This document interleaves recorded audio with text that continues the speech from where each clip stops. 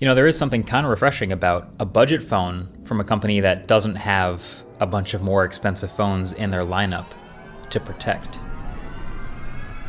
So this is the new Nothing Phone 3A, which starts at $379, and the Phone 3A Pro, which is $459. The naming is a bit confusing, but all you really need to know is both of these phones do a shockingly good job of feeling like $1,000 flagship phones, with just a few small asterisks.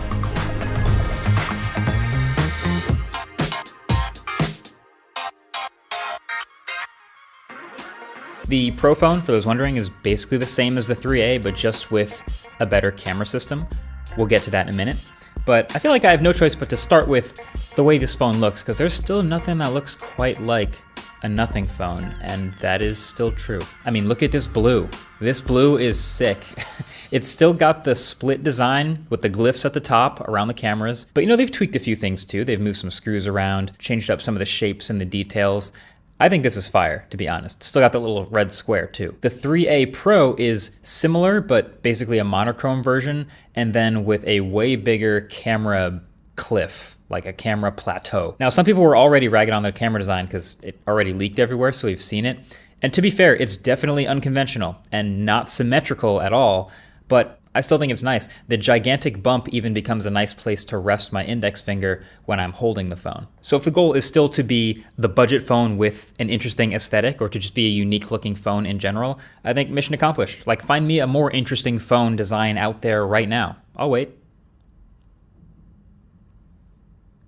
Exactly. So once it comes to using this phone, like I said, it is impressive how close this $379 phone gets to feeling like $1,000 flagship. Like, I feel like I can see a lot of Nothing's growing maturity here too. They're a little bit bigger of a company now. They can afford to get more premium parts and from better suppliers, and it's paying off with a bunch of little improvements that stack up to feel really nice. Like, this phone 3A has a glass back now instead of the plastic from before. It's also now IP64 rated instead of IP54. It even has a much brighter AMOLED display now that gets up to 800 nits normally, but up to 3,000 nits peak for HDR, which is one of the highest numbers I've ever seen on paper. But forget the numbers though. This just, like I said, feels like a flagship. It's an enormous phone, first of all, even bigger again than the 2A. It's now a 6.77-inch jumbo-sized display with even bezels all the way around. It's a high refresh rate.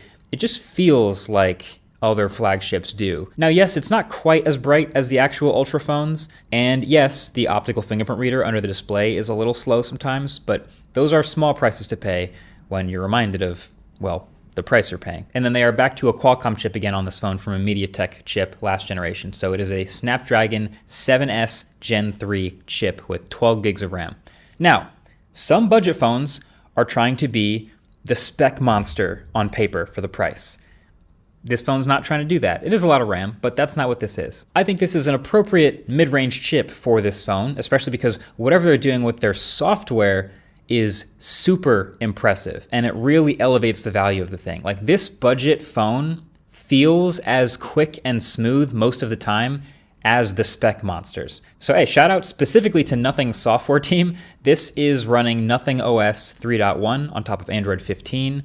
They do up to 6 years of software updates with these phones, and so many things, like these little animations, things like swiping down the notification bar or expanding a folder from the home screen, or even swiping between recent apps. So many of these little animations have been optimized to feel super smooth every time, and you can feel it. Now, it's not immune to hiccups. Like, you sometimes feel the mask slip off a little bit and you're moving through some heavy apps or you're gaming for a while. And the stuff that's stressful on the GPU, you can absolutely find a way to get this phone stuttering a little bit, but I cannot be mad at the performance of this phone. Despite it not being a spec monster, it is so smooth. And I like a lot of features they've been adding to Nothing OS too. The lock screen customization is yet another one that's taken obviously a big cue from iOS, but you can see now you can long press and dive in and mess with the clock and drop in a few widgets on your lock screen if you want to. So the software is great. But you might be wondering about AI, because I don't know if you've noticed, but Nothing is one of the last big name smartphone companies that isn't heavily pushing a ton of AI stuff in their new phones.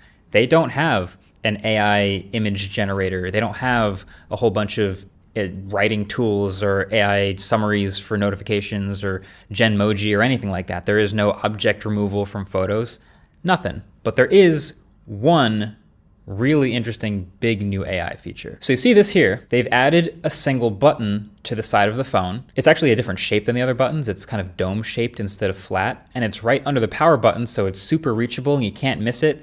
This is the AI button. If you double press it, it opens up the essential space, and this is an entire separate area of the phone just focused on making the AI helpful to the user. So here's what that means. Basically, you just save a bunch of stuff in here in the form of screenshots, and you can always come back here for referencing this stuff or finding information from the screenshots or even setting reminders about that stuff. So kind of think of it like the Pixel Screenshots app, but on steroids. So from anywhere you want on the phone, you can press that button once and it'll capture whatever's on your screen and save it. But then if you hold down that button, it will also start a voice recording that gets attached to that screenshot. So you can say something you want to remember, like, "This is the lawnmower Andrew told me about," or "Remind me to buy tickets to this concert tomorrow." And then that recording gets transcribed and summarized, and it will even detect and set actual reminders for you to do stuff with that information at a later date. I think that's an awesome start to something that could be really cool someday. It's still kind of being built out. I have this personal rule where I won't dump my life into something if it's not multi-platform. And this isn't, it's just on this phone, so there's no web version of this. I can't access this on my computer or a tablet or anything else like that. So I'm not gonna dive all in on something like this, but maybe someday in the future, could be cool. Or I could just ignore it completely and pretend it doesn't exist. You could too, although I will say you are going to press this button accidentally a whole bunch of times. Now, both the 3A and 3A Pro have the same 5,000 milliamp hour battery and excellent battery life. Both have 50-watt charging now, which is a little faster than last year, but basically that's 0 to 100 in an hour. And they are both still missing wireless charging. So that's one of the stings that, for me, someone who's used to wireless charging on a bunch of phones, that's a tougher trade-off, but this is one of the things that they've decided to stick with for nothing phones, although it is still pretty fast wired charging, so at least you have that. So the only difference you really need to know about is the cameras. The 3A Pro is the one theoretically you should want if you care more about cameras, and if you don't, then the 3A should be fine for you. That's on paper anyway. So I shot a bunch with the 3A and the 3A Pro cameras, and what was interesting is I didn't find a whole lot of difference in most situations between the primary cameras on these phones. Even though the sensor on the Pro is slightly bigger, they're both 50 megapixels, but the Pro has a little bit better autofocus. In general, the pictures from both of them are passable. You know, the sensor is big enough to get you a soft background for close-up subjects. The colors aren't too overprocessed, although you might get some fringing and overexposure, but generally they're pretty decent looking photos. The 8 megapixel ultra-wides are also identical, which is to say pretty meh. But the 3x periscope telephoto lens on the Pro definitely gives you a more usable far range and macros than the 2x on the 3A. So I love a good periscope zoom. I just think I was expecting to notice more of a difference between these two, given how dramatic of a difference this huge camera table makes. But it's not actually that big of a difference from my experience, so the more you know. So here's my final thoughts on this Nothing phone refresh. First of all, as someone who just came from reviewing the iPhone 16e, this spec sheet on paper makes the iPhone 16e spec sheet on paper look terrible.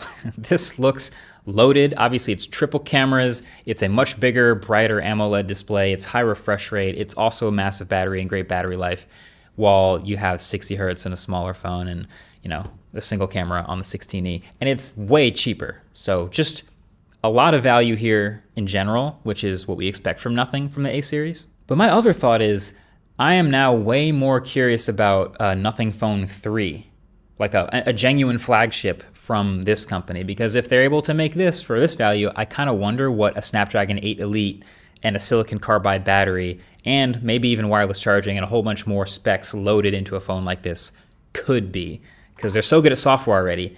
I kind of hope we see something like that, hopefully soon. But speaking of soon, shout out to this video sponsor, Ridge, because they are running a 12-year anniversary sale right now that, depending on when you're watching this, could be over pretty soon. So link below. So for the sale now, you can get discounts up to 40% off 40% off on wallets, but also key cases and travel gear like luggage. It's all stuff that I've been using lately, so I can vouch for its quality. So head over to ridge.com and knock yourself out before it's too late. Thanks for watching.